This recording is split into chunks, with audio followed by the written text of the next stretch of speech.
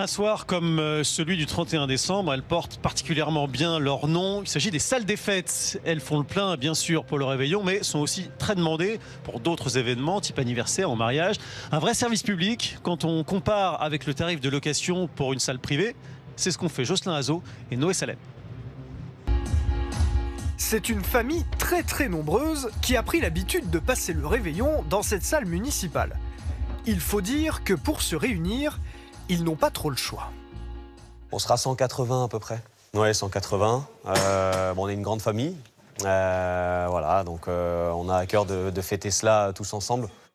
Comme l'année dernière, Vois peut-être la distance avec le bar aussi.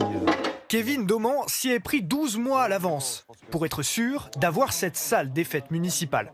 Il a étudié, comparé, salle publique ou privée, et c'est le prix qu'il a décidé. 1 200 € pour les 2 jours, tout compris. On a notamment les tables et les chaises qui sont incluses, on a une cuisine qui est équipée, on a le ménage qui est également inclus.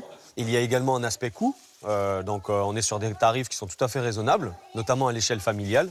Ici, à Saint-Brice-sous-Forêt, la municipalité compte 3 salles de tailles différentes allouées aux particuliers. Un succès, réservé 6 à 9 mois à l'avance. Et elles sont toutes équipées. Là, et le four. Pour la mairie, l'objectif n'est pas de gagner de l'argent, juste de rentrer dans les frais, et c'est d'abord un service rendu au public. On fait des tarifs assez abordables. On fait environ 50% de remise pour nos administrés, ce qui n'est pas négligeable. Le coût d'exploitation est limité, et puis on raisonne pas en positif ou négatif, on est réellement sur du service public. À Bandol aussi, les salles municipales sont très demandées. Le maire va en faire construire une nouvelle sur cet ancien terrain de football. On a pas mal de salles, mais qui sont trop petites. Donc la plus grande salle qu'on ait aujourd'hui, elle fait 130 mètres carrés. Il y a 120 personnes qui peuvent être accueillies.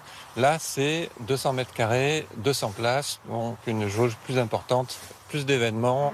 Une salle qui ne servira pas qu'à faire la fête.